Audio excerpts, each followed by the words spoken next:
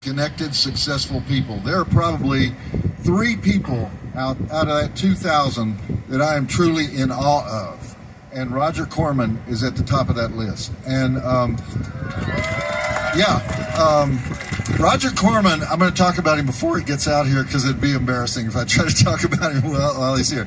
Roger Corman is first and foremost a producer. And there are not many producers left in the world. Have you noticed when you go to the theater, there's sometimes 10 or 15 people in the credits that have the word producer in their title?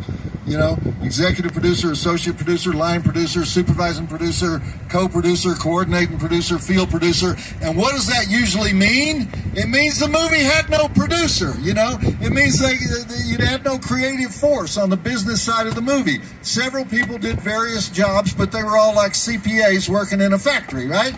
Now, when Roger received his honorary Academy Award a few years back, he gave a tidy little acceptance speech in which he said, film is a compromised art form. It's 50% business and 50% art. And Roger's special talent is that he's a great manipulator of the business half of that equation, turning it into art.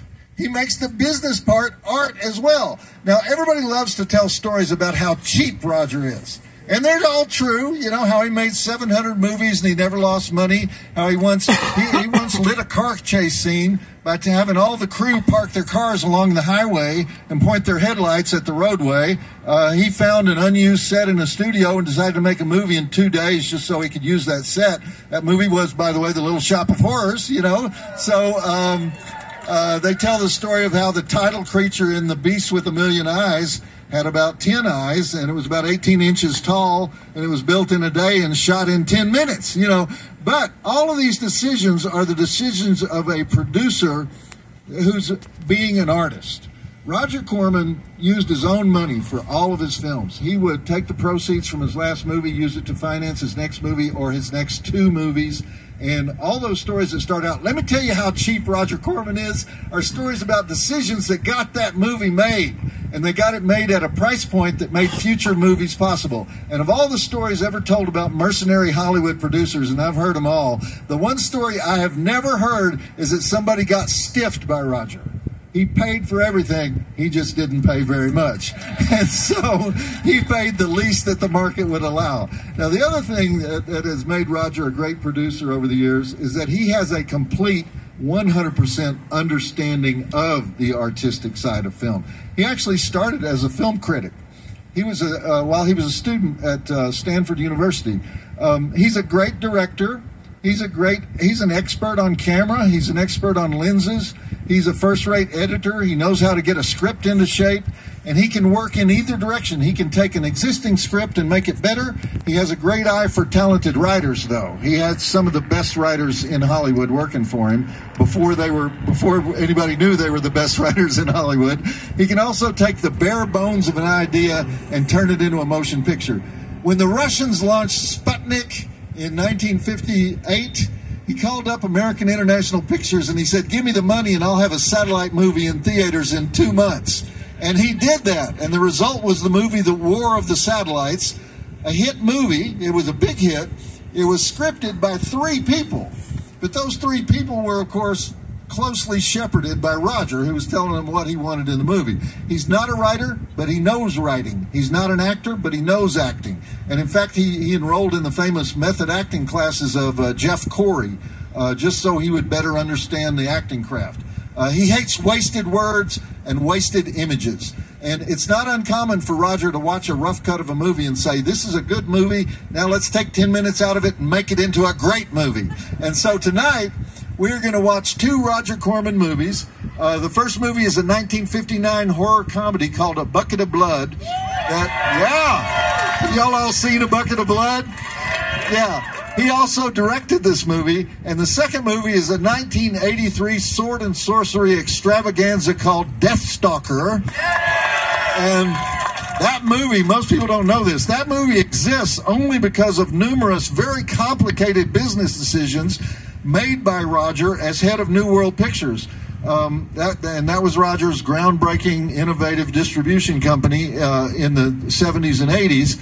And at the time, he had a deal with the largest backlot and the largest studio in Argentina, and that's how Deathstalker got made. But a Bucket of Blood, let me talk about A Bucket of Blood for a minute. A Bucket of Blood is a damn near perfect movie, and partly that's the result of the Charles B. Griffith screenplay. Charles B. Griffith was Corman's go-to screenwriter for several years, though the first... I would say Charles Griffith was the screenwriter through the first 3 phases of Roger Corman's career. Low-budget westerns, that's the first stuff that Roger made. He made like 5 of them in a row. Low-budget monster movies, and then low-budget wild youth movies, you know. So Charles Griffith's first movie for Roger was called Gunslinger in 1956 with John Ireland and Beverly Garland. And then he wrote It Conquered the World, Attack of the Crab Monsters, Not of This Earth, Rock All Night, Teenage Doll, and then Roger entered kind of a transitional period where instead of just following the popular genres of the day, he started following his own personal interests.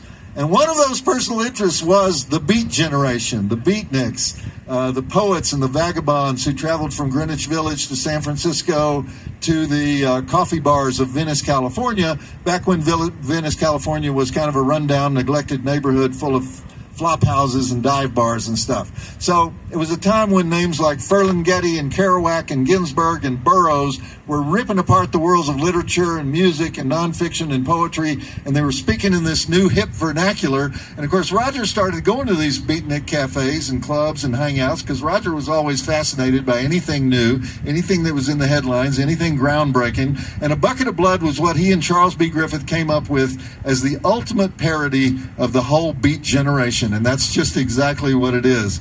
But what's great about it is it's kind of an accurate portrayal of what those beatnik coffee houses were really like. And the opening poem in this movie, accompanied by jazz saxophone, that's the way they did poetry in the beatnik era. They thought that thing didn't continue after the beatniks, but they thought freeform poetry and jazz saxophone together was the future of poetry.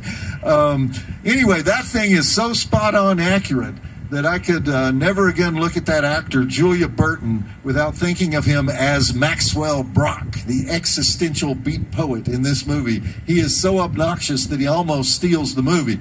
But the key to his performance is beautiful writing of Charles B. Griffith. But I'll talk more about that as we go through the movie. And the film is perhaps the best evocation ever put on film of what it was like to be a beatnik in the 1950s, even though it's totally making fun of that scene. And as satirical movies go, it's one of the best ever made. It's shot in 5 days, using just 2 or 3 sets, and it is a masterpiece. Do you like this movie, Darcy?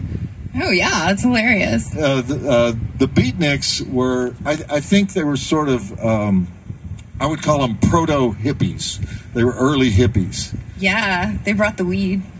Yeah, they did. That's true. They brought the weed into our culture. You know, back when it was dangerous to bring the weed. Actually, I mean, it could still be dangerous to bring the weed. Well, I mean, hard prison time. You know, especially I grew up in Texas. In Texas, you get life in prison just for possession. Back in the did they have beatniks in Texas?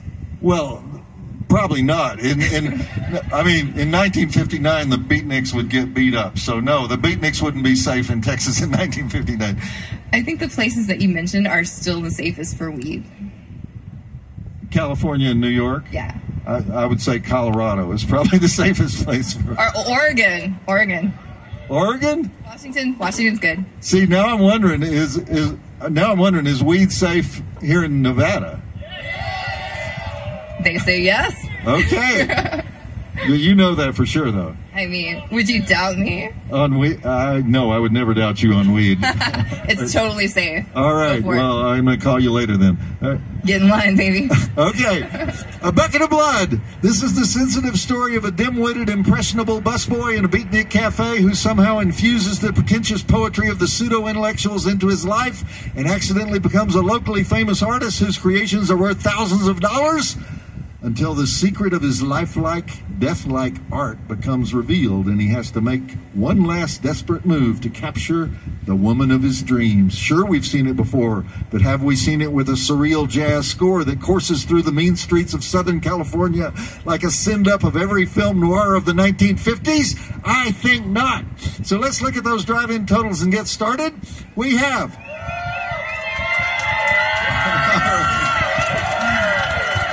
We have 4 dead bodies, 1 dead cat, 1 steak knife stabbing, 1 dead cat sculpture, frustrated clay sculpting, busboy mocking, busboy adulation, attempted busboy seduction with heroin, bloodstain scrubbing, skillet foo, table saw foo, sculpted head rolls, gratuitous beatnik poetry, gratuitous morose folk singing, gratuitous beatniks. Drive-In Academy Award nominations for Barbara Morris as Carla for being the unsuspecting object of desire and for saying, "Walter, there's a body in that statue." Anthony Carbone as club owner Leonard DeSantis, who discovers Walter's secret but doesn't try all that hard to stop him. Julian Burton as beatnik poet Maxwell H. Brock for encouraging Walter's art and for saying, "I will talk to you of art, for there is nothing else to talk about, for there is nothing else. Life is an obscure hobo bumming a ride on the omnibus of art." The fantastic Dick Miller as Walter, the busboy turned murderous artiste, for saying, "You said I'm a genius. I don't want to be a busboy no more. And I know what it's like to be ignored." And of course, to Roger Corman for being the original exploitation filmmaker. 4 stars. Joe Bob says, check it out. And you know the one thing that the beatniks had that did not get passed down to the hippies? Bad poetry? No, actually the hippies also had bad poetry. That's not what I was thinking about. Jazz? Yeah, jazz. That's exactly right. The hippies were there at the dawn of album rock. So, rock and roll. So no jazz for the hippies. But that's not what I was thinking of. I was thinking of the beret. They all wore those fucking berets. I mean, nobody has ever looked good in a beret, even French people who know how to wear a beret. So I don't know. I like a beret. Really? What's the purpose of a beret? It's not a real hat. It makes you look cool. No, it doesn't. It makes you look like a dork. Like a French dork. Yeah, the worst kind, a French dork. They were Americans. Why were they aping the French? Why were the beatniks always aping the French in criticism, in berets, and everything? I think French people were cooler in 1959. No, they weren't. No, why do you pick on the French so much? Because they wear berets, Darcy. They wear berets. So. Okay, I think it was originally a military thing, right? You know what, like sailor hats? Yeah, I don't know. Berets, like the green berets, they're not dorky. Actually, that's true. Army Special Forces wears berets. You're right. The only guys that ever made the beret a macho thing. So you're admitting you're wrong. I wouldn't go that far. I tried.